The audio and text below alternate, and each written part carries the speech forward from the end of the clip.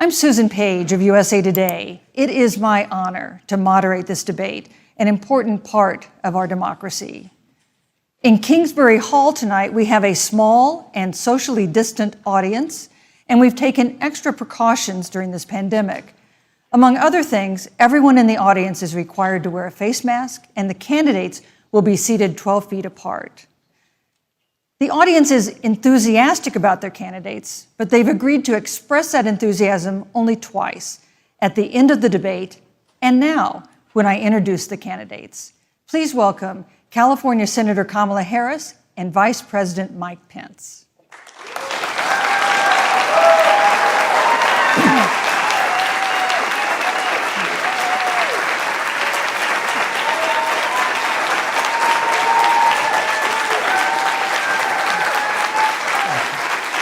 Thank you.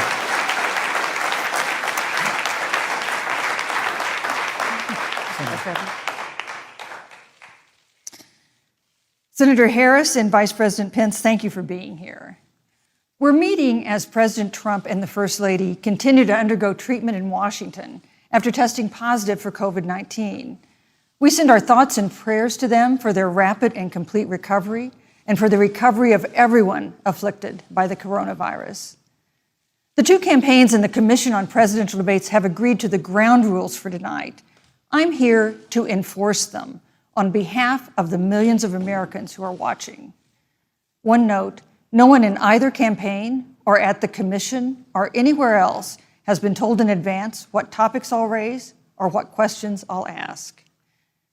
This 90-minute debate will be divided into 9 segments of about 10 minutes each.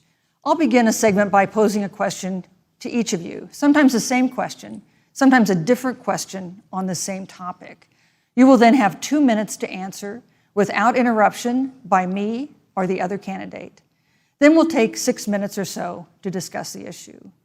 At that point, although there will always be more to say, we'll move on to the next topic. We want a debate that is lively, but Americans also deserve a discussion that is civil. These are tumultuous times, but we can and will have a respectful exchange about the big issues facing our nation. Let's begin with the ongoing pandemic that has cost our country so much. Senator Harris, the coronavirus is not under control. Over the past week, Johns Hopkins reports that 39 states have had more COVID cases over the past 7 days than in the week before. 9 states have set new records. Even if a vaccine is released soon, the next administration will face hard choices. What would a Biden administration do in January and February that a Trump administration wouldn't do? Would you impose new lockdowns for businesses and schools and hotspots? A federal mandate to wear masks? You have 2 minutes to respond without interruption. Thank you, Susan. Well, the American people have witnessed what is the greatest failure of any presidential administration in the history of our country. And here are the facts. 210,000 dead people in our country in just the last several months. Over 7 million people who have contracted this disease. 1 in 5 businesses closed. We're looking at frontline workers who have been treated like sacrificial workers. We are looking at over 30 million people who in the last several months had to file for unemployment. And here's the thing. On January 28th, the Vice President and the President were informed about the nature of this pandemic. They were informed that it's lethal in consequence, that it is airborne, that it will affect young people, and that it would be contracted because it is airborne. And they knew what was happening, and they didn't tell you. Can you imagine if you knew on January 28th, as opposed to March 13th, what they knew, what you might have done to prepare? They knew and they covered it up. The president said it was a hoax. They minimized the seriousness of it. The president said, you're on one side of his ledger if you wear a mask, you're on the other side of his ledger if you don't. And in spite of all of that, today they still don't have a plan. They still don't have a plan. Well, Joe Biden does. And our plan is about what we need to do around a national strategy for contact tracing, for testing, for administration of the vaccine, and making sure that it will be free for all. That is the plan that Joe Biden has and that I have, knowing that we have to get a hold of what has been going on, and we need to save our country. And Joe Biden is the best leader to do that, and frankly, this administration has forfeited their right to re-election based on this. Thank you, Senator Harris. Vice President Pence, more than 210,000 Americans have died of COVID-19 since February. The U.S. death toll as a percentage of our population is higher than that of almost every other wealthy nation on earth. For instance, our death rate is 2.5 times that of Canada next door. You head the administration's coronavirus task force. Why is the U.S. death toll as a percentage of our population higher than that of almost every other wealthy country? And you have 2 minutes to respond without interruption. Susan, thank you. And I want to thank the Commission and the University of Utah for hosting this event. And Senator Harris, it's a privilege to be on the stage with you. And our nation has gone through a very challenging time this year. But I want the American people to know that from the very first day, President Donald Trump has put the health of America first. Before there were more than 5 cases in the United States, all people who had returned from China, President Donald Trump did what no other American president had ever done. And that was he suspended all travel from China, the second largest economy in the world. Now, Senator Joe Biden opposed that decision. He said it was xenophobic and hysterical. But I can tell you, having led the White House Coronavirus Task Force, that that decision alone by President Trump bought us invaluable time to stand up the greatest national mobilization since World War II. And I believe it saved hundreds of thousands of American lives. Because with that time, we were able to reinvent testing. More than 115 million tests have been done to date. We were able to see to the delivery of billions of supplies so our doctors and nurses had the resource and support they needed. And we began, really, before the month of February was out, to develop a vaccine and to develop medicines and therapeutics that have been saving lives all along the way. And under President Trump's leadership, Operation Warp Speed, we believe, will have literally tens of millions of doses of a vaccine before the end of this year. The reality is, when you look at the Biden plan, it reads an awful lot like what President Trump and I and our task force have been doing every step of the way. I mean, quite frankly, when I look at their plan that talks about advancing testing, creating new PPE, developing a vaccine, it looks a little bit like plagiarism, which is something Joe Biden knows a little bit about. And I think the American people know that this is a president who has put the health of America first, and the American people, I believe with my heart, can be proud of the sacrifices they have made. It's saved countless American lives. Senator Harris, would you like to respond? Absolutely. Whatever the vice president is claiming the administration has done, clearly it hasn't worked. When you're looking at over 210,000 dead bodies in our country, American lives that have been lost, families that are grieving that loss. And you know, the vice president is the head of the task force and knew on January 28th how serious this was. And then thanks to Bob Woodward, we learned that they knew about it. And then when that was exposed, the vice president said, when asked, well, why didn't y'all tell anybody? He said, because the president wanted people to remain calm. Well, let's get but Susan, this is important. I want to add, Mr. Vice President, I'm speaking. I'm speaking. Yeah, you can have 15 more seconds, and then we'll give the vice president a chance to respond. So I want to ask the American people, how calm were you when you were panicked about where you're going to get your next roll of toilet paper?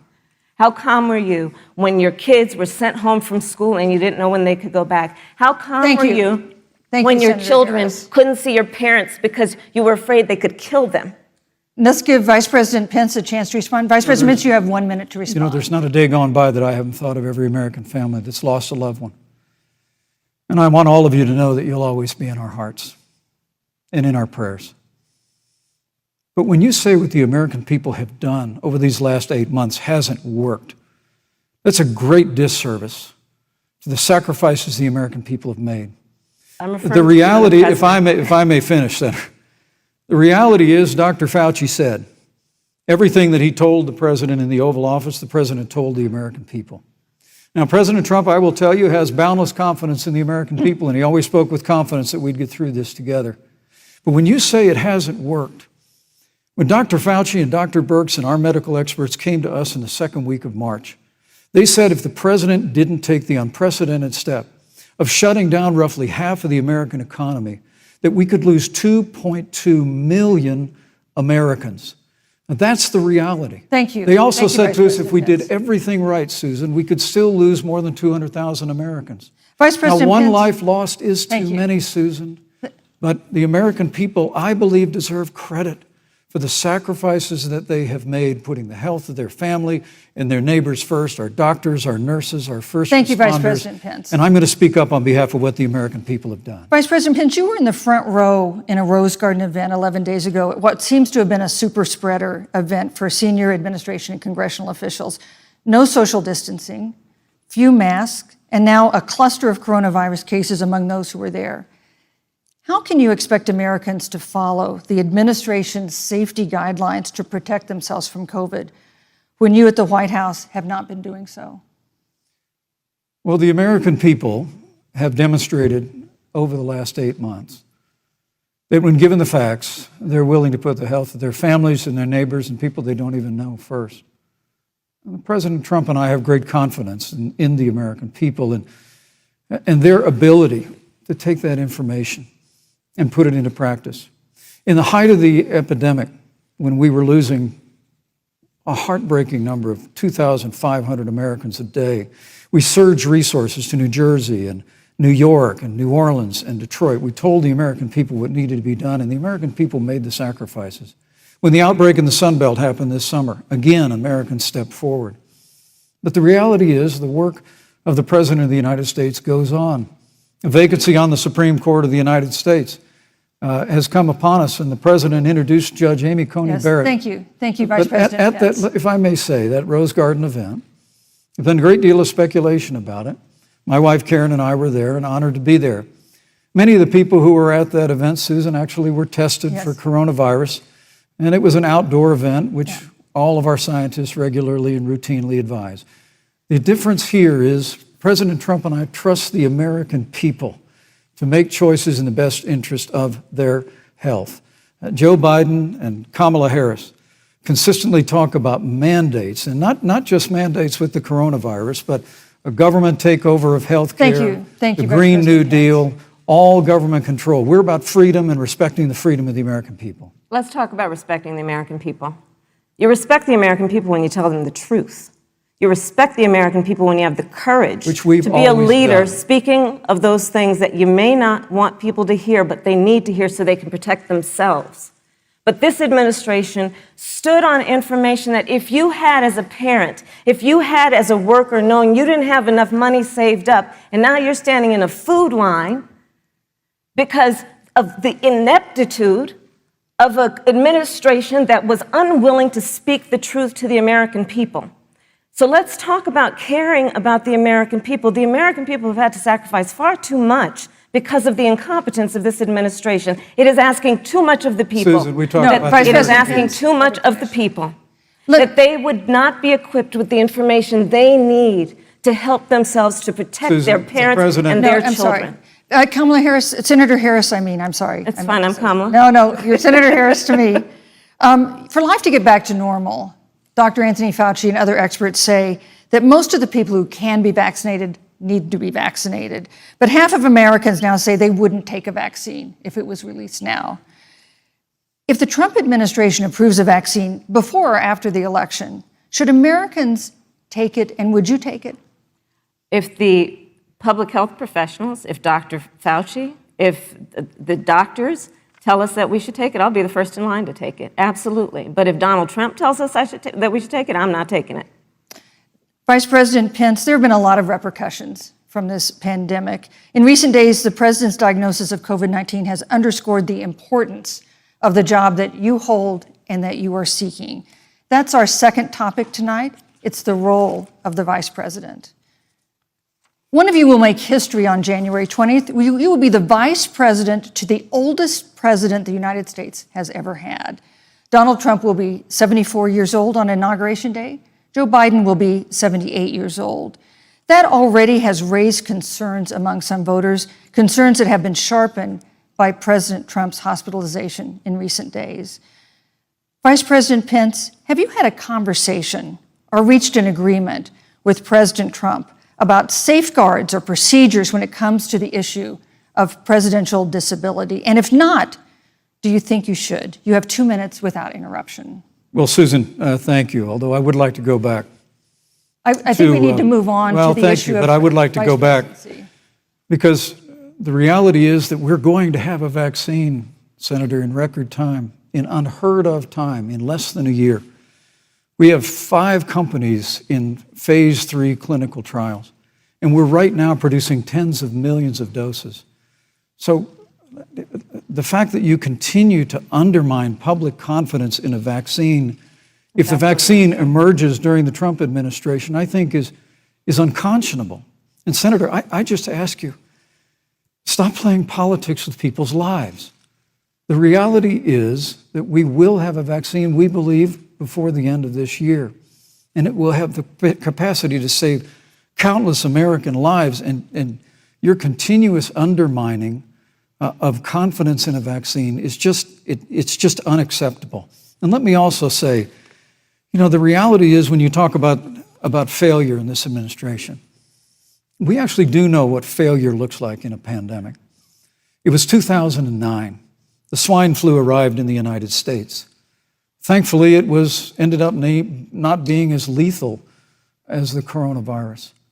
But before the end of the year, when Joe Biden was vice president of the United States, not 7.5 million people contracted the swine flu, 60 million Americans contracted the swine flu. If the swine flu had been as lethal as the coronavirus, in 2009, when Joe Biden was vice president, we would have lost 2 million American lives. His own chief of staff, Ron Klain, would say last year that it was pure luck that they did, quote, everything possible wrong. And we learned from that. They left the strategic national stockpile empty. They left an empty and hollow plan, but we still learned from it. And I think the American people, I'm going to say again, can be proud Vice President Pence, I'm sorry, of what we have done. And Senator, please stop undermining confidence in a vaccine. Senator Harris, let me ask you the same question that I asked Vice President Pence, which is, have you had a conversation or reached an agreement with Vice President Biden about safeguards or procedures when it comes to the issue of presidential disability? And if not, and if you win the election next month, do you think you should? You have 2 minutes uninterrupted. So let me tell you, first of all, the day I got the call from Joe Biden, it was actually a Zoom call, asking me to serve with him on this ticket was probably one of the most memorable days of my life. I thought about my mother, who came to the United States at the age of 19, gave birth to me at the age of 25 at Kaiser Hospital in Oakland, California. And the thought that I'd be sitting here right now, I know would make her proud, and she must be looking down on this. Joe and I were raised in a very similar way. We were raised with values that are about hard work, about the value and the dignity of public service, and about the importance of fighting for the dignity of all people. And I think Joe asked me to serve with him because, I have a career that included being elected the first woman district attorney of San Francisco, where I created models of innovation for law enforcement in terms of reform of the criminal justice system. I was elected the first woman of color and black woman to be elected Attorney General of the state of California, where I ran the second largest Department of Justice in the United States, second only to the United States Department of Justice. And there I took on everything from transnational criminal organizations to the big banks that were taking advantage of homeowners to for-profit colleges that were taking advantage of veterans. And then, of course, now I serve in the United States Senate as only the second black woman ever elected to the United States Senate. I serve on the Senate Intelligence Committee, where I've been in regular receipt of classified information about threats to our nation and hotspots around the world. I've traveled the world. I've met with our soldiers in war zones. And I think Joe has asked me to serve with him because he knows that we share We share a purpose which is about lifting up the American people. And after the 4 years that we have seen of Donald Trump unifying our country around our common values and principles. Thank you, Senator Harris. You know, neither President Trump nor Vice President Biden has released the sort of detailed health information that had become the modern norm until the 2016 election. And in recent days, President Trump's doctors have given misleading answers or refused to answer basic questions about his health. And my question to each of you in turn is this information voters deserve to know? Vice President Pence, would you like to go first? Well, Susan, thank you. And let me say, on behalf of the President and the First Lady, how moved we've all been by the outpouring of prayers and concern for the President. And I do believe it's emblematic of the prayers and the concern that have ushered forth for every American impacted by the coronavirus. But the care the President received at Walter Reed Hospital, the White House doctors, was exceptional. And the transparency that they practiced all along the way will continue. The American people have a right to know about the health and well-being of their President, and will continue to do that. But I'm just extremely grateful and was more than a little moved by the broad and bipartisan support. And Senator, I want to thank you and Joe Biden for your expressions, genuine concern. And I also want to congratulate you, as I did on that phone call, on the historic nature of your nomination. Thank you. I never expected to be on this stage 4 years ago, so I know the feeling. But the reality is we've got an election before the American people in the midst of this challenging year. And the stakes have never been higher, but I think the choice has never been clearer. I want to give Senator Harris a chance to respond to the same question I asked, which is, do voters have a right to know more detailed health information about presidential candidates and especially about presidents, especially when they're facing some kind of challenge? Absolutely, and that's why Joe Biden has been so incredibly transparent, and certainly by contrast, the president has not, both in terms of health records, but also let's look at taxes.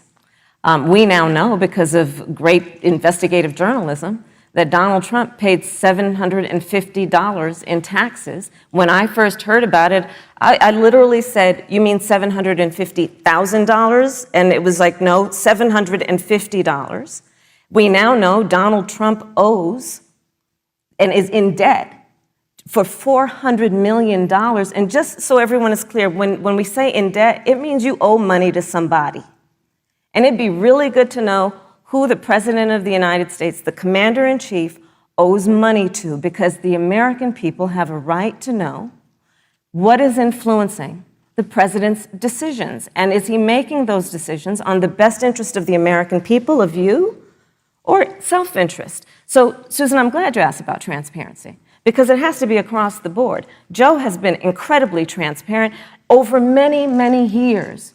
The one thing we all know about Joe, he puts it all out there. He is honest, he is forthright, but Donald Trump, on the other hand, has been about covering up everything. Thank you, Senator Harris. I want to give you a chance to respond, Vice President. Well, look, I respect the fact that Joe Biden spent 47 years in public life. I respect your public service as well. Thank you. But the American people have a president who's a business,man, he's a job creator, who's paid tens of millions of dollars in taxes, payroll taxes, property taxes. He's created tens of thousands of American jobs.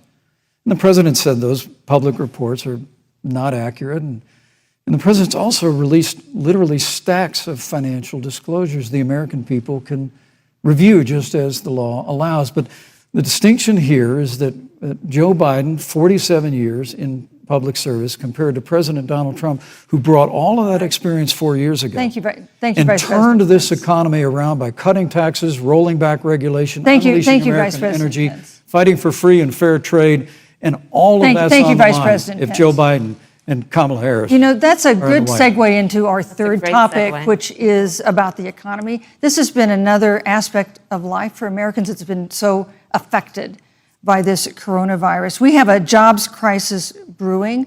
On Friday, we learned that the unemployment rate had declined to 7.9% in September, but the job growth had stalled, and that was before the latest round of layoffs and furloughs.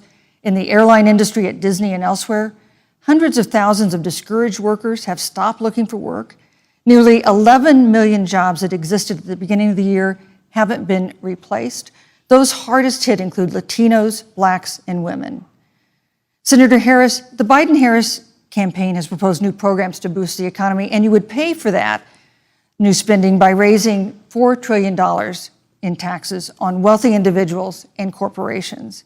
Some economists warn that could curb entrepreneurial ventures that fuel growth and create jobs.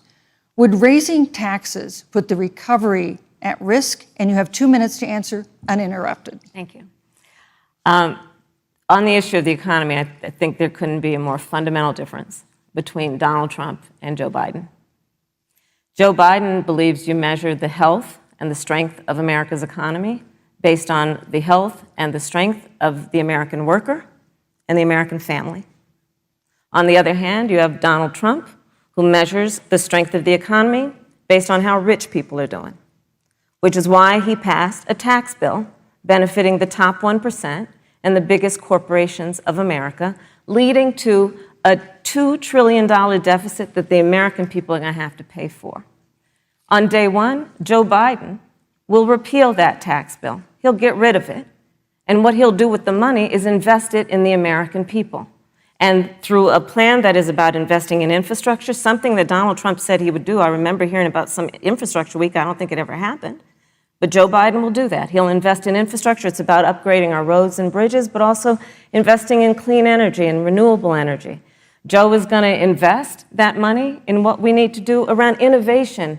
There was a time when our country believed in science and invested in research and development so that we were an innovation leader on the globe. Joe Biden will use that money to invest in education. So, for example, for folks who want to go to a 2-year community college, it will be free. If you come from a family that makes less than $125,000, you'll go to a public university for free.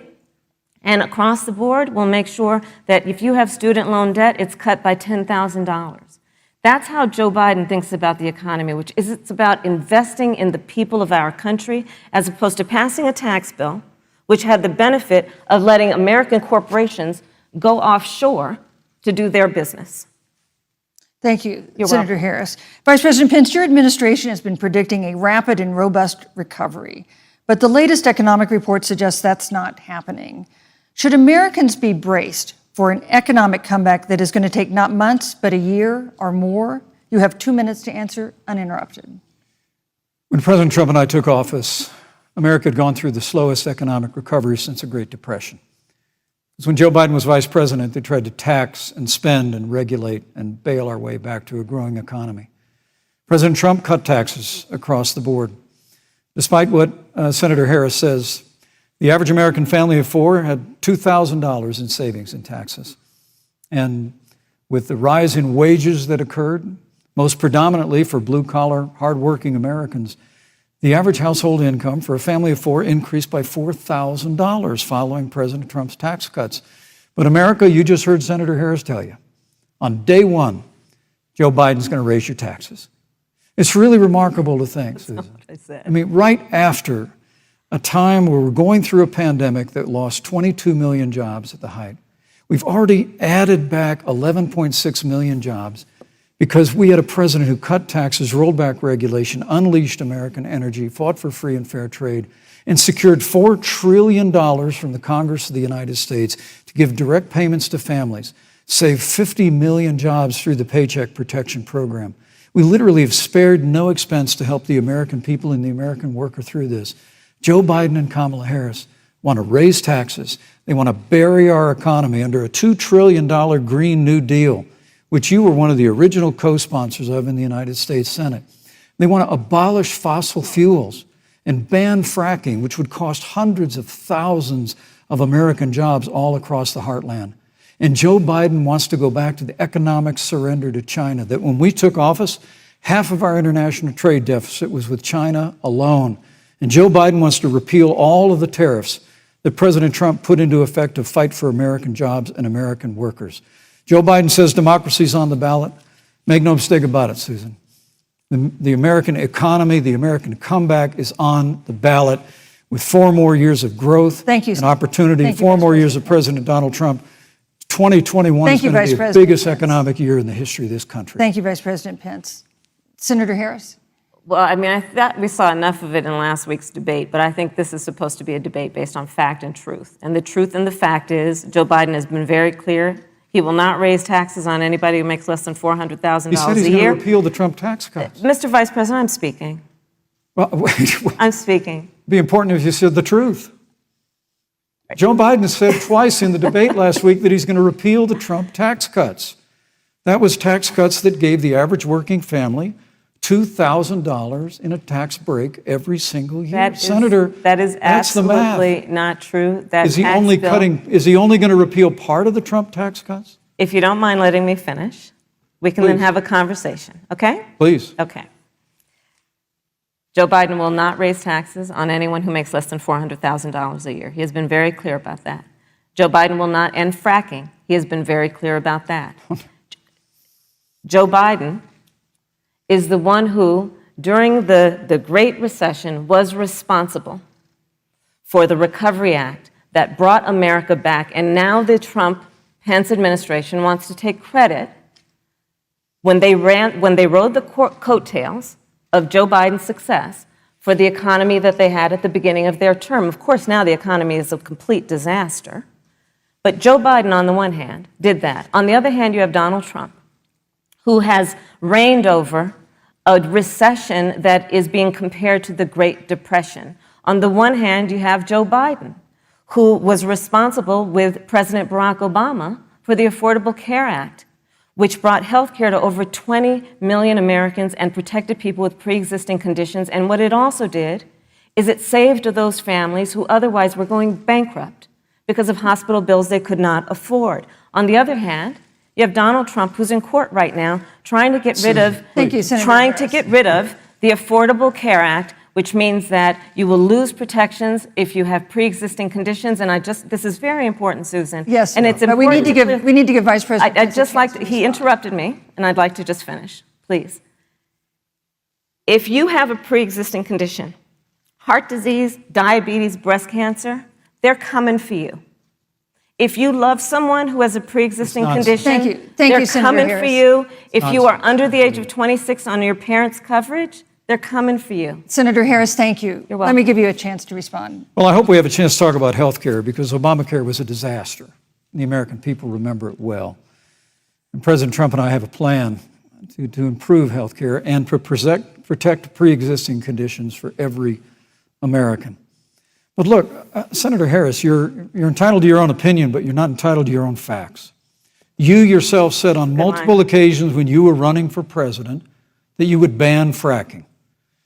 Joe Biden looked at a supporter in the eye and pointed and said, I guarantee that we will abolish fossil fuels.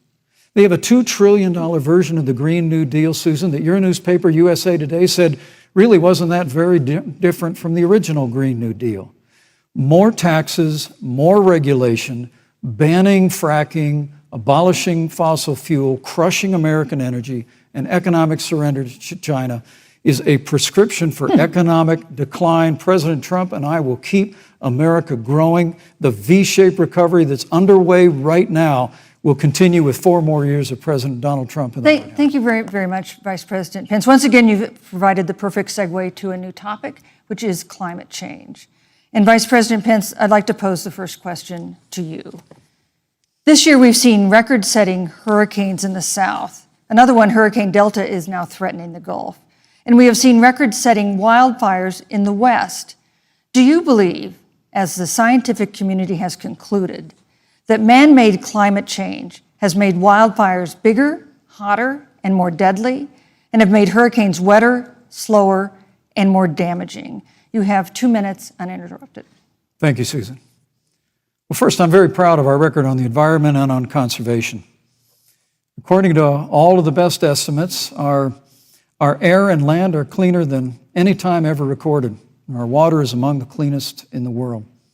And just a little while ago, the President signed the Outdoors Act. It's the largest investment in our public lands and public parks in 100 years. So President Trump has made a commitment to conservation and to the environment. Now, with regard to climate change, the climate is changing.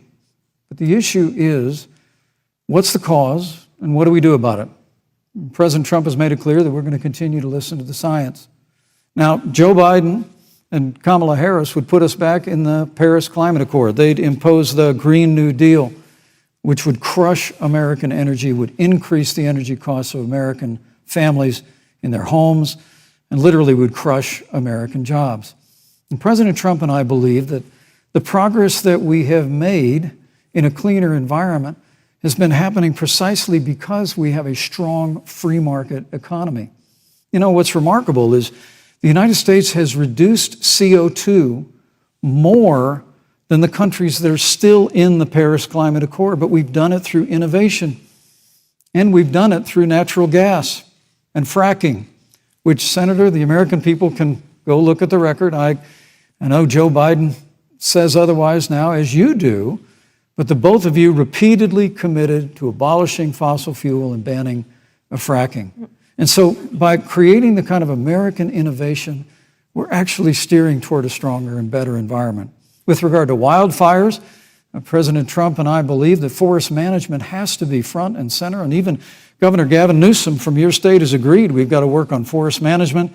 And with regard to hurricanes, the National Oceanic Administration tells us that actually as difficult as they are, Thank you, Vice President. there are no more hurricanes today than there were 100 years ago. Thank you. But many of the climate alarmists Pence, use hurricanes and wildfires to try and Thank sell you, their Vice bill of President goods of Pence. a Green New Deal. And President Trump and I are going to always put Thank you, American Vice jobs and President American Pence. workers first. Senator Harris, as the Vice President mentioned, you co-sponsored the Green New Deal in Congress. But Vice President Biden said in last week's debate that he does not support the Green New Deal. But if you look at the Biden-Harris campaign website, it describes the Green New Deal as a crucial framework. What exactly would be the stance of a Biden-Harris administration toward the Green New Deal? You have 2 minutes uninterrupted. Sure. So first of all, I will repeat, and the American people know, that Joe Biden will not ban fracking. That is a fact. That is a fact. I will repeat that Joe Biden has been very clear that he thinks about growing jobs, which is why he will not increase taxes for anyone who makes less than $400,000 a year. Joe Biden's economic plan, Moody's, which is a reputable Wall Street firm, has said will create 7 million more jobs than Donald Trump's. And part of those jobs that will be created by Joe Biden are going to be about clean energy and renewable energy. Because you see, Joe understands that the west coast of our country is burning, including my home state of California. Joe sees what is happening on the Gulf states, which are being battered by storms. Joe has seen and talked with the farmers in Iowa, whose entire crops have been destroyed because of floods. And so Joe believes, again, in science. I'll tell you something, Susan. I served, when I first got to the Senate, on the committee that's responsible for the environment. Do you know this administration took the word science off the website and then took the phrase climate change off the website? We have seen a pattern with this administration, which is they don't believe in science. And Joe's plan is about saying we're going to deal with it, but we're also going to create jobs. Donald Trump, when asked about the wildfires in California, and the question was, you know, the science is telling us this, you know what Donald Trump said? Science doesn't know. So let's talk about who is prepared to lead our country over the course of the next 4 years on what is an existential threat to us as human beings. Joe is about saying we're going to invest that in renewable energy. It's going to be about the creation of millions of jobs. We will achieve net zero emissions by 2050, carbon neutral by 2035. Joe has a plan. This has been a lot of talk from the Trump administration, and really it has been to go backward instead of forward. We will also re-enter the climate agreement with pride. Senator Harris just said that climate change is an existential threat. Vice President Pence, do you believe that climate change poses an existential threat? As I said, Susan, the climate is changing. We'll follow the science.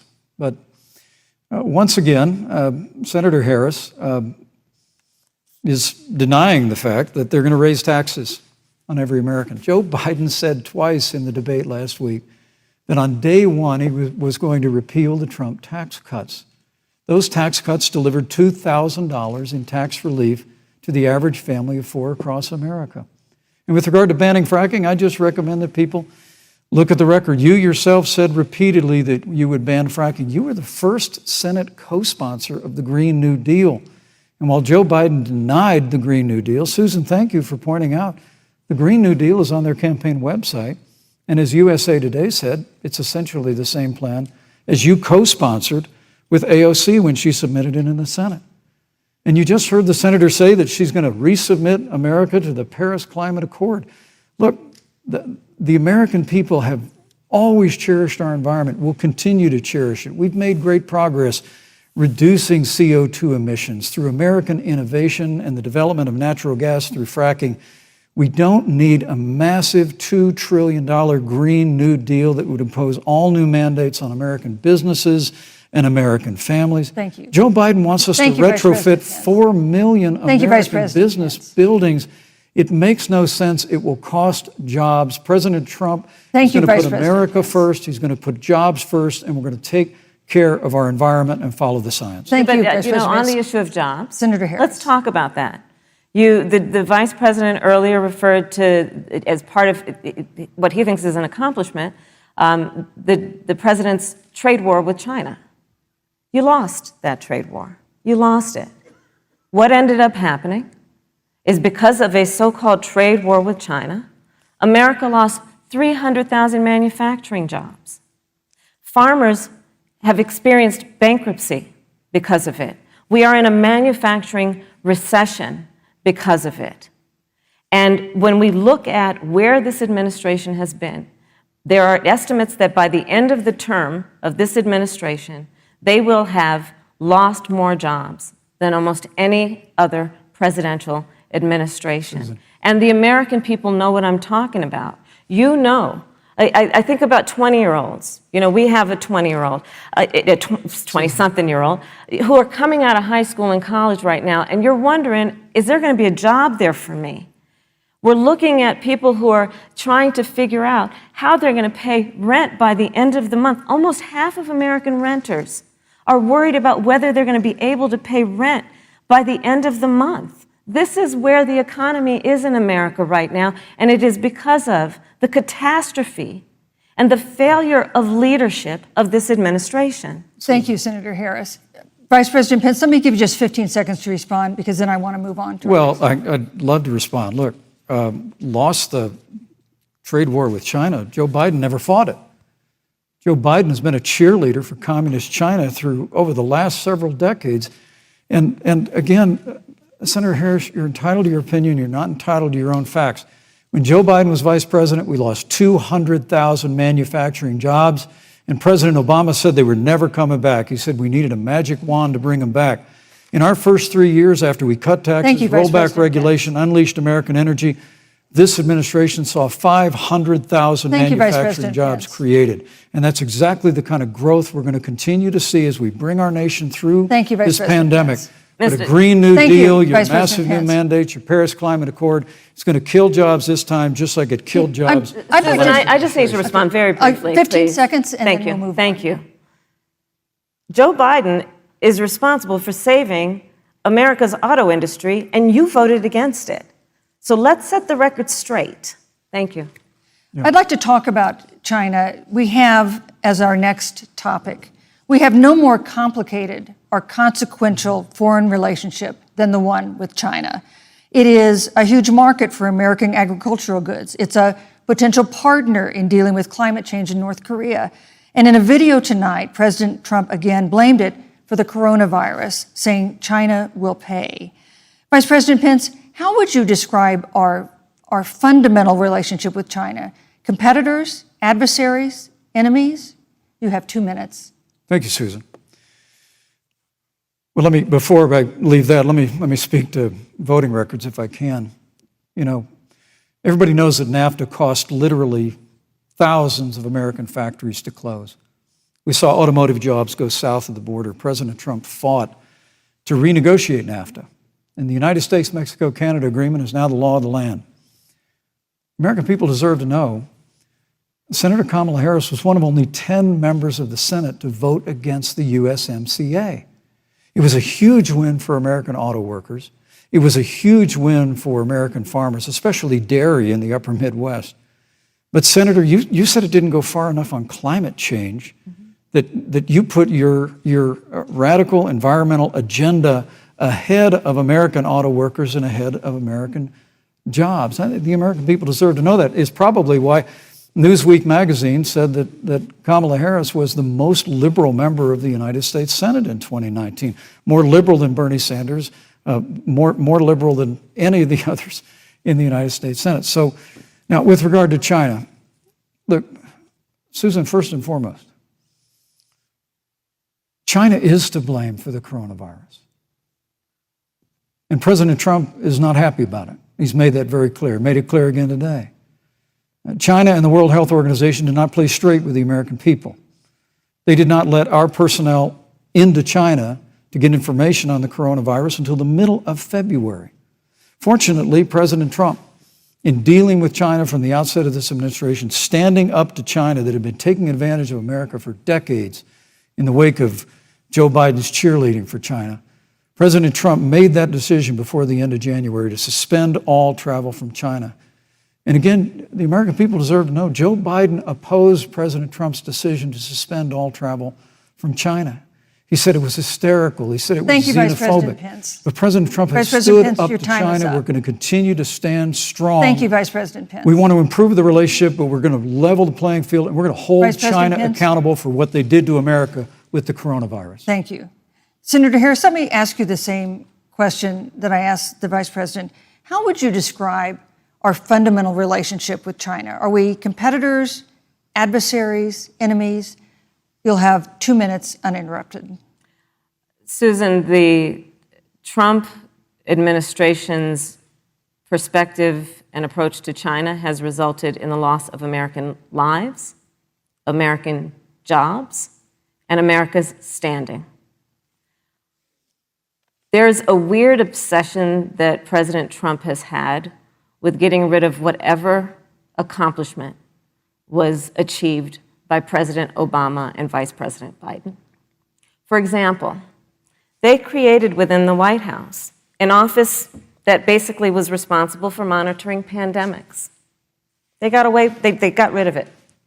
Not true. There was a team of disease experts that President Obama and Vice President Biden dispatched to China to monitor what is now predictable and what might happen. They pulled them out. We now are looking at 210,000 Americans who have lost their lives.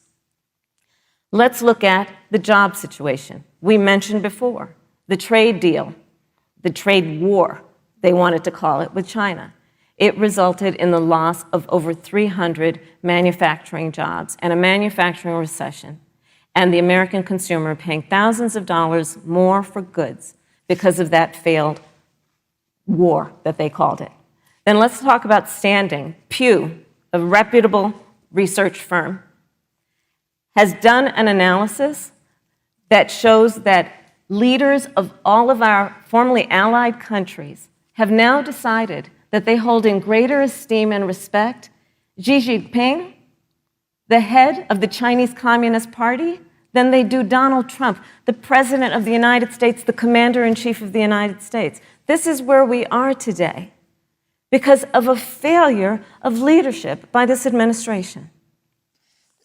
Senator Harris, we've seen changes in the role of the United States in terms of global leadership over the past 4 years. And of course, times do change. What's your definition? We've seen strains with China, of course, as the Vice President mentioned. We've seen strains with our traditional allies in NATO and elsewhere. What is your definition of the role of American leadership in 2020? So, Joe I love talking with Joe about a lot of these issues. And, Joe, I think he said it quite well. He says, foreign policy, it might sound complicated, but really it's relationships. So just think about it as relationships. And so we know this in our personal and professional relationships. You got to keep your word to your friends. Got to be loyal to your friends. People who've stood with you, got to stand with them. You got to know who your adversaries are and keep them in check.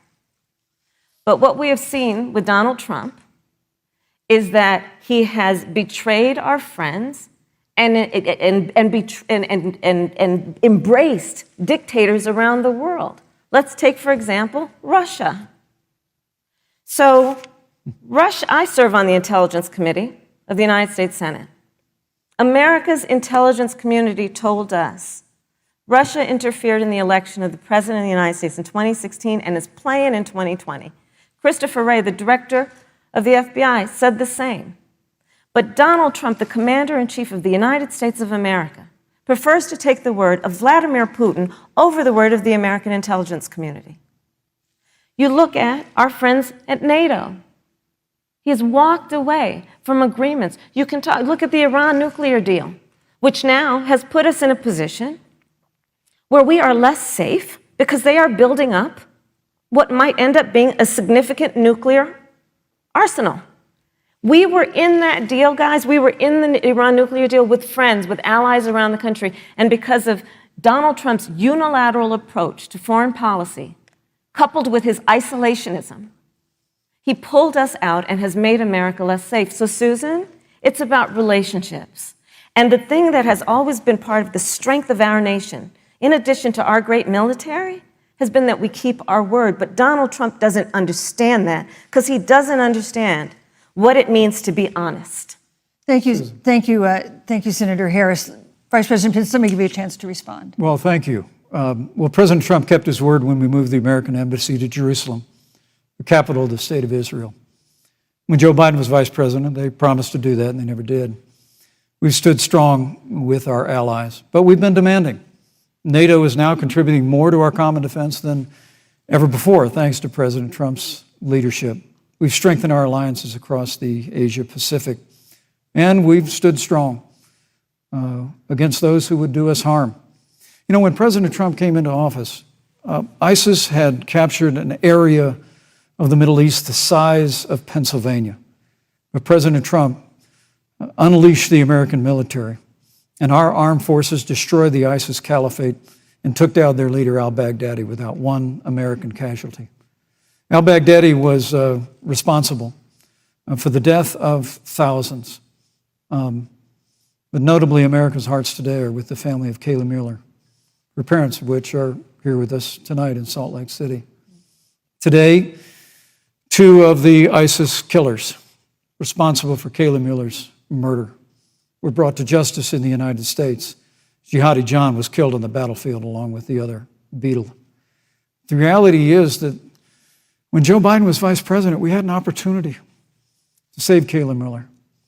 It breaks my heart to reflect on it, but the military came into the Oval Office, presented a plan. They said they knew where Kayla was. Baghdadi had held her for 18 months, abused her mercilessly before they killed her. But when Joe Biden was vice president, they hesitated for a month. And when armed forces finally went in, it was clear she'd been moved 2 days earlier. And her family says with a heart that broke the heart of every American that if President Donald Trump had been president, they believe Kayla would be alive today. Thank you, Vice Look, President. we destroyed the ISIS caliphate.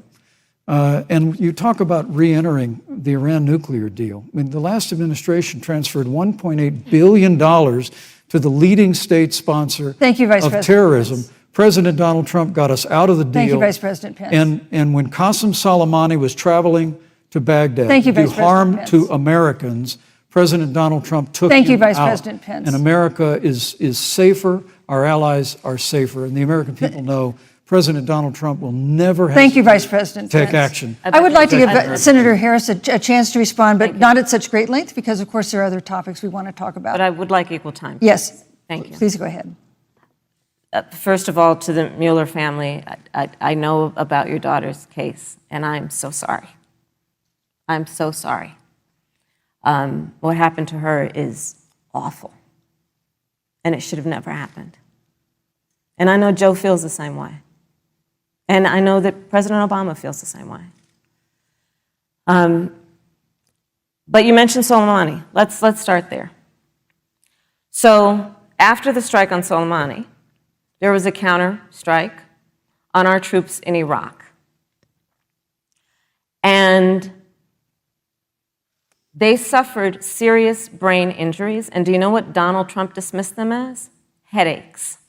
And this is about a pattern of Donald Trump's, where he has referred to our men who are serving in our military as suckers and losers. Donald Trump, who went to Arlington Cemetery and stood above the graves of our fallen heroes and said, what's in it for them? Because, of course, he only thinks about what's in it for him. Let's take what he said about John McCain, a great American hero. And Donald Trump says he doesn't deserve to be called a hero because he was a prisoner of war. And this is very important when you want to talk about who is the current commander-in-chief and what they care about and what they don't care about. Public reporting that Russia had bounties on the heads of American soldiers. And you know what a bounty is? It's somebody puts a price on your head and they will pay it if you are killed. And Donald Trump had talked at least 6 times to Vladimir Putin and never brought up the subject. Joe Biden would never do that. Thank Joe you. Biden would, but Joe Biden would hold Russia to account for any threat to our nation's security or to our troops who are sacrificing their lives for the sake of our democracy and our safety. Thank you, Senator Harris. This is such an important issue, but we have other important issues as well. And Susan, I want to make sure we have a chance I really have to talk respond about to that. I'm- Look, she has 15 seconds because Well, I gotta we're have trying more to than keep. that. Look. Well, I'm sorry, but Vice President Pence, you've had more time than she's had so far. The slanders against President Donald Trump regarding men and women of our armed forces are absurd. I'm sorry, Vice My President son is Pence. a captain in the United Yes. States Marine Corps. My son-in-law is deployed in the United States Navy. I can assure all of you, with sons and daughters serving in our military, President Donald Trump not only respects but reveres all of those who serve in our armed forces, and any suggestion otherwise is ridiculous.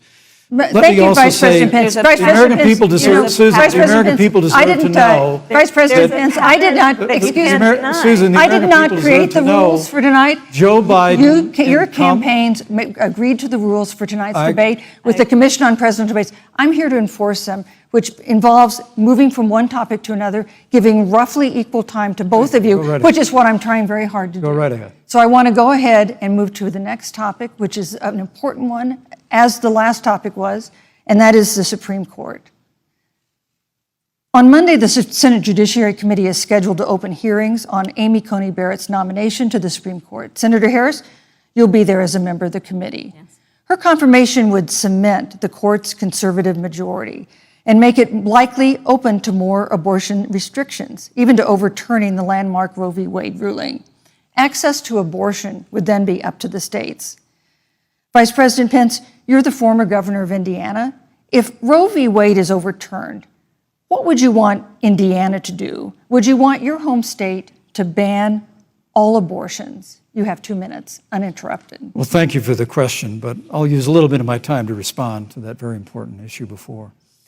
The American people deserve to know Qasem Soleimani, the Iranian general, was responsible for the death of hundreds of American service members. When the opportunity came, we saw him headed to Baghdad to kill more Americans. President Trump didn't hesitate, and Qasem Soleimani is gone. But you deserve to know that Joe Biden and Kamala Harris actually criticized the decision to take out Qasem Soleimani. It's really inexplicable, but with regard to Joe Biden, it's explainable. Because history records that Joe Biden actually opposed the raid against Osama bin Laden. It's absolutely essential that we have a commander-in-chief who will not hesitate to act to protect American lives and to protect American service members, and that's what you have in President Donald Trump. Now, with regard to the Supreme Court of the United States, let me say President Trump and I could not be more enthusiastic about the opportunity to see Judge Amy Coney Barrett become Justice Amy Coney Barrett. Now, she's a brilliant woman, and she will bring a lifetime of experience and a sizable American family to the Supreme Court of the United States. And our hope is, in the hearing next week, unlike Justice Kavanaugh received with treatment from you and others, We hope she gets a fair hearing. And we particularly hope that we don't see the kind of attacks on her Christian faith that we saw before. I mean, the Democrat chairman of the Judiciary Committee before, when Judge Barrett was being confirmed for the Court of Appeals, expressed concern that the dogma of her faith lived loudly in her. Dick Durbin of Illinois said that it was a concern. Senator, I know one of our judicial nominees you actually attacked because they were a member of the Catholic Knights of Columbus, just because the Knights of Columbus holds pro-life views and pro-marriage views. Thank you, Vice President Pence. So Your my time hope is is up. that when the hearing takes place, Thank you, Vice President Pence. that Judge Amy Coney Barrett will be respected, Thank you, treated Vice President respectfully, Pence. voted and confirmed Thank to the you. Supreme Court of the United States. Senator Harris, you're the senator from and former Attorney General of California. So let me ask you a parallel question to the one I posed to the Vice President. If Roe v. Wade is overturned, what would you want California to do? Would you want your home state to enact no restrictions on access to abortion? And you have 2 minutes uninterrupted. Thank you, Susan. First of all, Joe Biden and I are both people of faith, and it's insulting to suggest that we would knock anyone for their faith. And in fact, Joe, if elected, will be only the second practicing Catholic as President of the United States. On the issue of this nomination, Joe and I are very clear, as are the majority of the American people. We are 27 days before the decision about who will be the next president of the United States. And, you know, before, when this conversation has come up, you know, it's been about election year or election time. We're literally in an election. Over 4 million people have voted. People are in the process of voting right now. And so Joe has been very clear, as the American people are.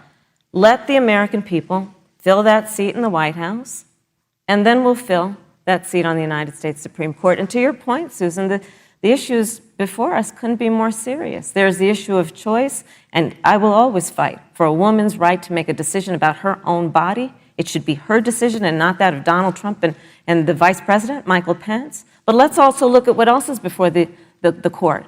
It's the Affordable Care Act. Like, literally in the midst of a public health pandemic, when over 210,000 people have died and 7 million people probably have what will be in the future considered a pre-existing condition because you contracted the virus. Donald Trump is in court right now trying to get rid of the Affordable Care Act. And I said it before, and it bears repeating. This means that there will be no more protections if they win for people with pre-existing conditions. Yeah. This means that over 20 million people will lose your coverage. It means that if you're under the age of 26, you can't stay on your parents' coverage anymore. And here's the thing. The contrast couldn't be more clear. They're trying to get rid of the Affordable Care Act. Joe Biden is saying, let's expand coverage. Let's give you a choice of a public option or private coverage. Let's bring down premiums. Thank you, Senator Let's Harris. lower Medicare eligibility to 60. Thank you, Senator That's true Harris. leadership. You know, you mentioned earlier, Vice President Pence, that the president was committed to maintaining protections for people with pre-existing conditions.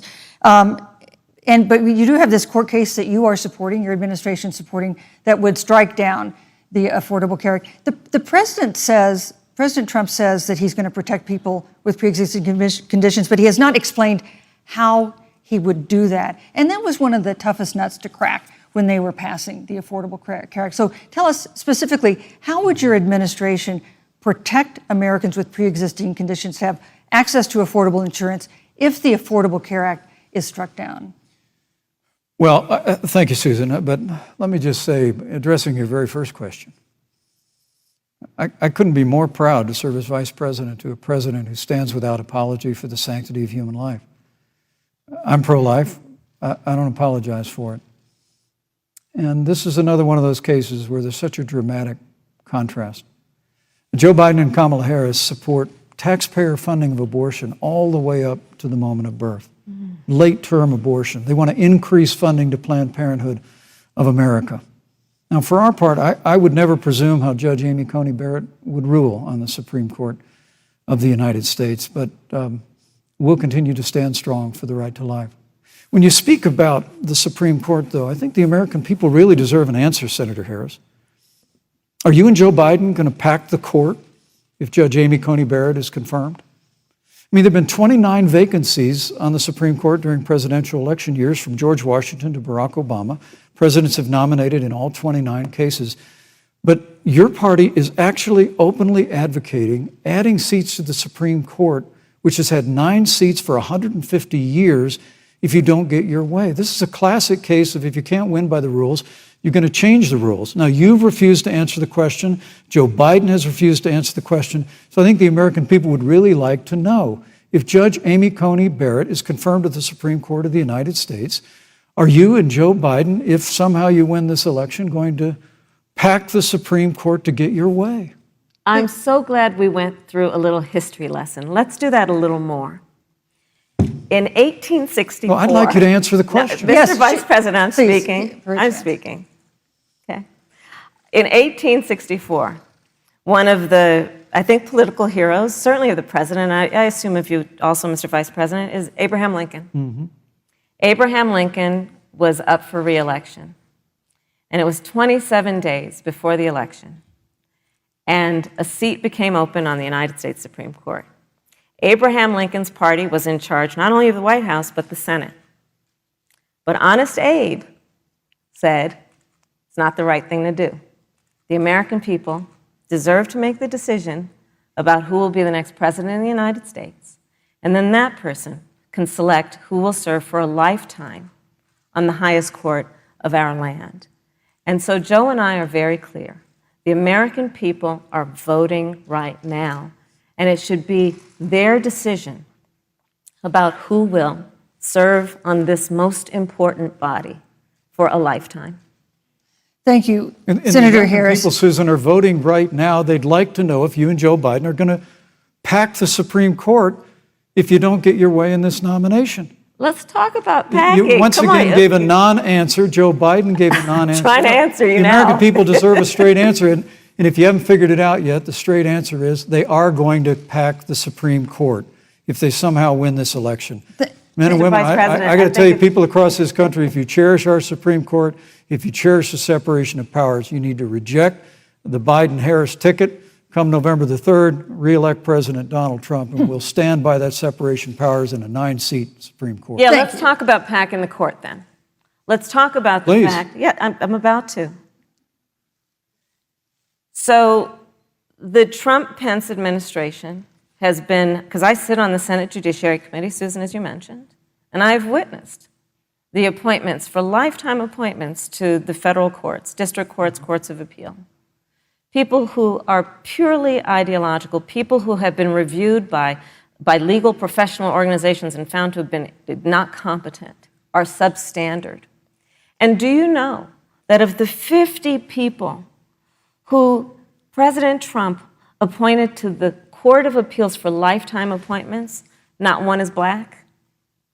This is what they've been doing. You want to talk about packing a court? Let's have that discussion. All right, thank you. Thank you, Senator. Let's go on and talk about the issue of racial justice. I just want the record to reflect she never answered the question.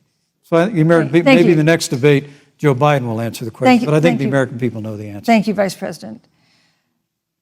In March, Breonna Taylor, a 26-year-old emergency room technician in Louisville, was shot and killed after police officers executing a search warrant in a narcotics investigation broke into her apartment. The police said they identified themselves. Taylor's boyfriend said he didn't hear them do that. He used a gun registered to him to fire a shot, which wounded an officer. The officers then fired more than 20 rounds into the apartment. They say they were acting in self-defense. None of them have been indicted in connection with her death. Senator Harris, in the case of Breonna Taylor, was justice done? You have 2 minutes. I don't believe so. And I've talked with Breonna's mother, Tamika Palmer, and her family. And her family deserves justice. She was a beautiful young woman.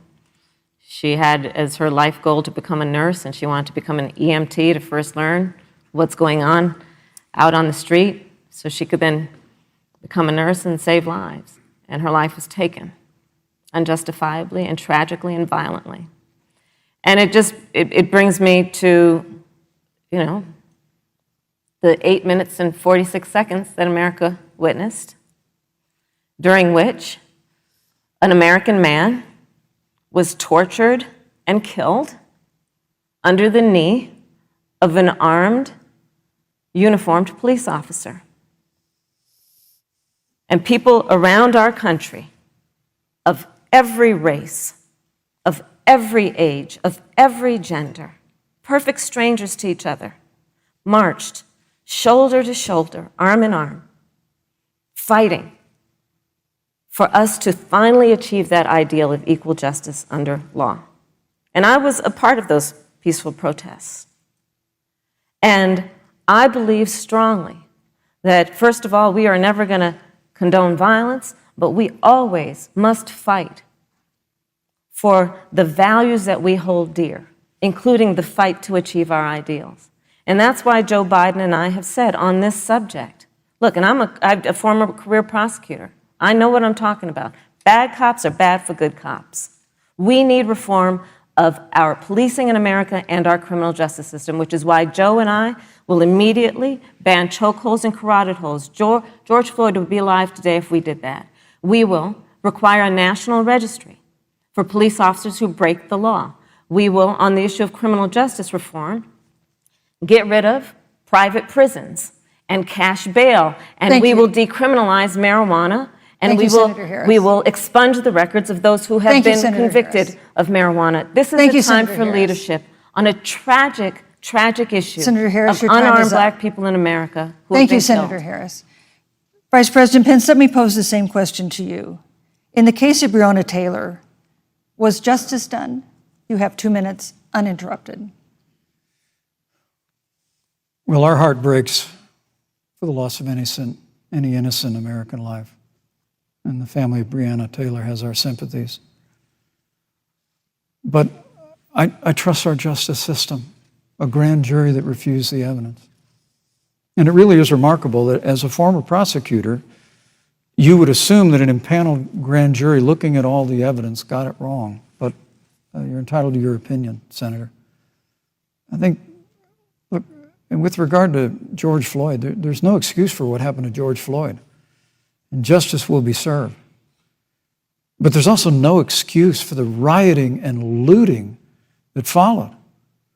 I mean, it really is astonishing. Flora Westbrook is with us here tonight in Salt Lake City. Just a few weeks ago, I stood at what used to be her salon. It was burned to the ground by rioters and looters. And Flora is still trying to put her life back together. And I must tell you, this presumption that you hear consistently from Joe Biden and Kamala Harris, that America is systemically racist, and that, as Joe Biden said, that he believes that law enforcement has an implicit bias against minorities, is a great insult to the men and women who serve in law enforcement. And I want everyone to know who puts on the uniform of law enforcement every day that President Trump and I stand with you. And it is remarkable that when Senator Tim Scott tried to pass a police reform bill, brought together a group of Republicans and Democrats, Senator Harris, you got up and walked out of the room. And then you filibustered Senator Tim Scott's bill on the Senate floor that would have provided new accountability, new resources. Look, we don't have to choose between supporting law enforcement, improving public safety, and supporting our African American neighbors and all of our minorities. Under President Trump's leadership, we'll always stand with law enforcement, and we'll do what we've done from day one, and that is improve the lives of African Americans. Thank you, Vice President Pence. Record unemployment, record investments in education, and we'll fight for school choice for all of our minorities. Thank you, Vice President. I'd like to respond. Senator Harris. I will not sit here and be lectured by the Vice President on what it means to enforce the laws of our country. I am the only one on this stage who has personally prosecuted everything from child sexual assault to homicide. I'm the only one on this stage who has prosecuted the big banks for taking advantage of America's homeowners. I'm the only one on this stage who prosecuted for-profit colleges for taking advantage of our veterans. And the reality of this is that we are talking about an election in 27 days, where last week the President of the United States took a debate stage in front of 70 million Americans and refused to condemn white supremacists. Not true. And Not true. it wasn't like he didn't have a chance. He didn't do it, and then he doubled down. And then he said, when pressed, stand back, stand by. And this is a part of a pattern of Donald Trump's. He called Mexicans rapists and criminals. He instituted as his first act a Muslim ban. On the issue of Charlottesville, where people were peacefully protesting the need for racial justice, where a young woman was killed, and on the other side there were neo-Nazis carrying tiki torches, shouting racial epithets, anti-Semitic slurs. And Donald Trump, when asked about it, said there were fine people on both sides. This is who we have as the President of the United States. And America, you deserve better. Joe Biden will be a president who brings our country together. Senator Harris, and recognizes the beauty in our diversity and the fact that we Senator all Harris, have thank so you. much more in common than what separates us. Vice President Pence, let me give you a minute to respond. Thank you, Susan. I appreciate that very much. You know, I think this is one of the things that makes people dislike the media so much in this country, Susan, is that you selectively edit, just like Senator Harris did, comments that President Trump and I and others on our side of the aisle make. I mean, Senator Harris conveniently omitted, after the president made comments about people on either side of the debate over monuments, he condemned the KKK, neo-Nazis, and white supremacists, and has done so repeatedly. You're concerned that he doesn't condemn neo-Nazis. President Trump has Jewish grandchildren. His daughter and son-in-law are Jewish. This is a president who respects and cherishes all of the American people. But you talk about having personally prosecuted. I'm glad you brought up your record, Senator. Thank you. But I really need to make this point. When you were DA in San Francisco, when you left office, African Americans were 19 times more likely to be prosecuted for minor drug offenses than whites and Hispanics. When you were Attorney General of California, you increased the disproportionate incarceration of blacks in California. You did nothing on criminal justice reform in California. You didn't lift a finger to pass the First Step Act on Capitol Hill. I mean, the reality is your record speaks for itself. President Trump and I have fought for criminal justice reform. Thank you, Vice President We've fought Pence. for educational choice and opportunities for African Americans, all of our Thank you, sir. And we'll do it for 4 more Thank years. you. You know, there is no more important issue than the final issue that we're going to talk about tonight, and that is the issue of the election itself. Susan, he attacked my record. I would like an opportunity to respond. Let me give you 30 seconds because we're running out of time. I appreciate that. First of all, having served as the Attorney General of the state of California, the work that I did is a model of what our nation needs to do, and we will be able to do under a Joe Biden presidency. Our agenda includes what this administration has failed to do. It will be about not only instituting a ban on chokeholds and carotid holes. Thank you. Not only. Thank you, Senator Harris. I would like to go through. These are points that you made earlier in the hour, and I want to talk about the election itself before we have to. But I want to talk about the connection between what Joe and I will do and my record, which includes I was the first statewide officer to institute a requirement that my agents would wear body cameras and keep them on full time. We were the first to initiate a requirement that there would be a training for law enforcement on implicit bias because, yes, Joe Biden and I recognize that implicit bias does exist, Mr. Vice President, contrary to what you may believe. We did the work of instituting reforms that were about investing in reentry. This is the work that we have done and the work we will do going forward. And again, I will not be lectured by the Vice President on our record of what we have done in terms of law enforcement and keeping our communities safe and a commitment to reforming the criminal justice system of America. Thank you, Senator Harris. And I'd like to pose I'd like you to respond first to the question on our final topic, the election itself.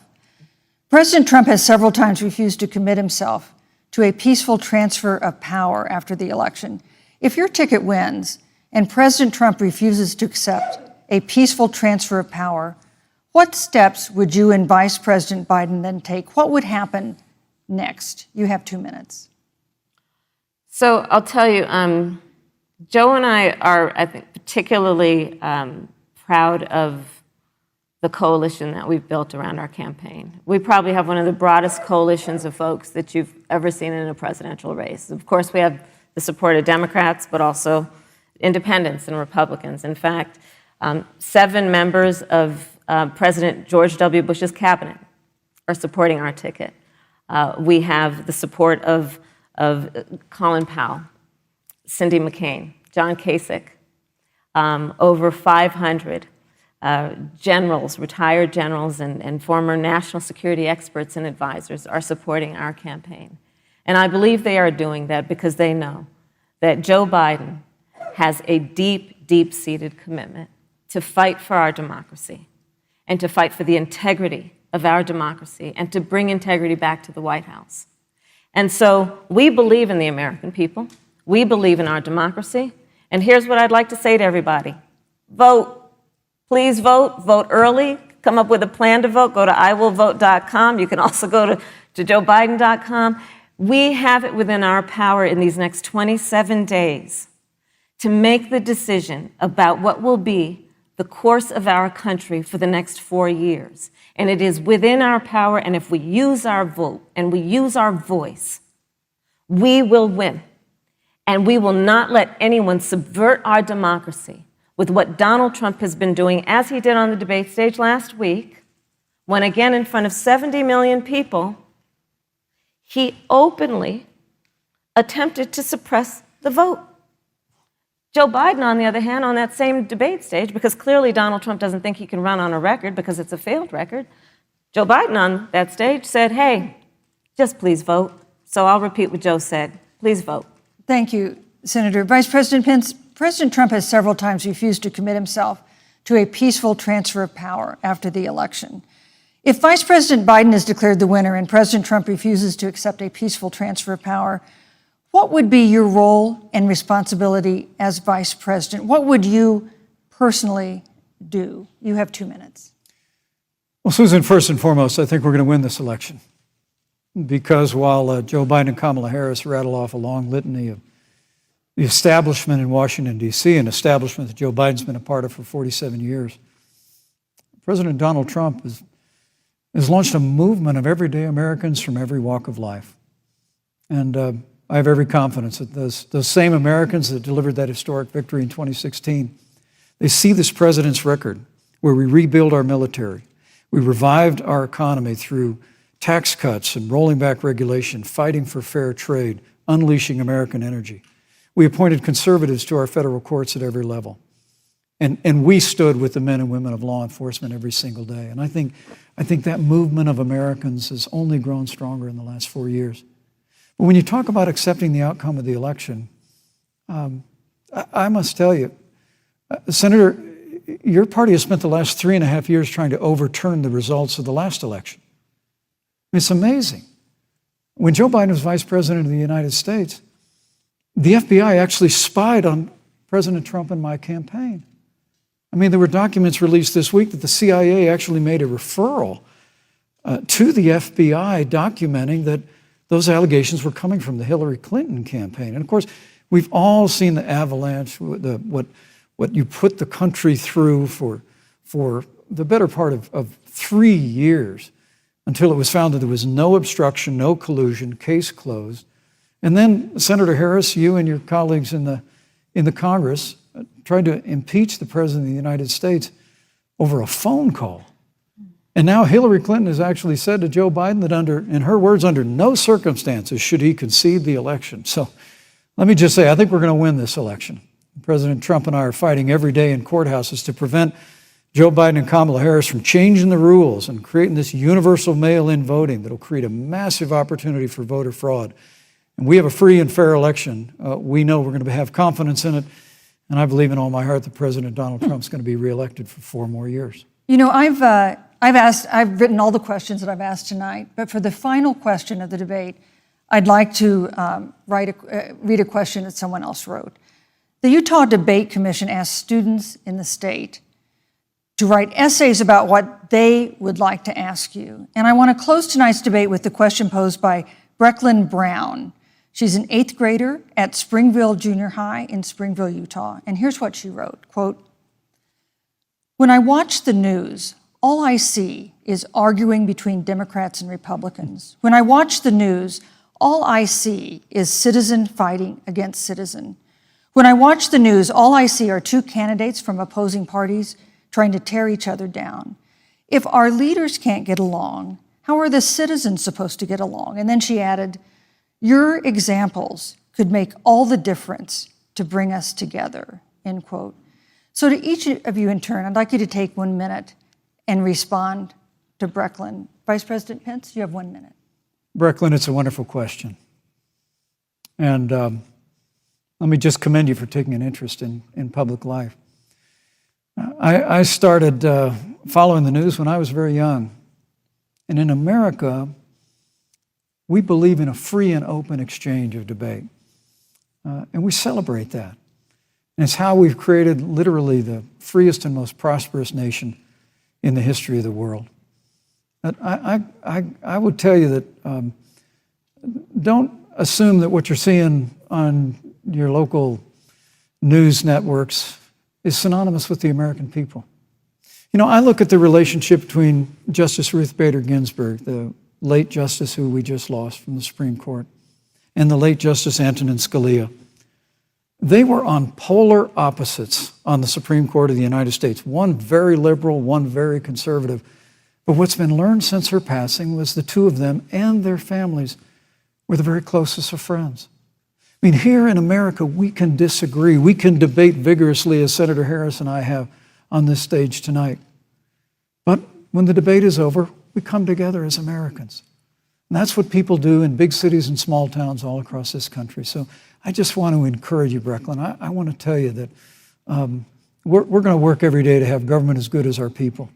And the American people each and every day love a good debate. We love a good argument. But we always come together and are always there for one another. Thank you, in Vice times of President. need. And we've especially learned that Thank you, through Mr. the Vice President. difficulties of this year. Senator Harris, what would you say to Brecklin? First of all, I love hearing from our young leaders. And when I hear her words, when I hear your words, Brecklin, I know our future is bright because it is that perspective on who we are and who we should be that is a sign of leadership and is something we should all aspire to be. And that, that brings me to Joe. Joe Biden, one of the reasons that Joe decided to run for president is after Charlottesville, which we talked about earlier. It so troubled him and upset him like it did all of us, that there was that kind of hate and division.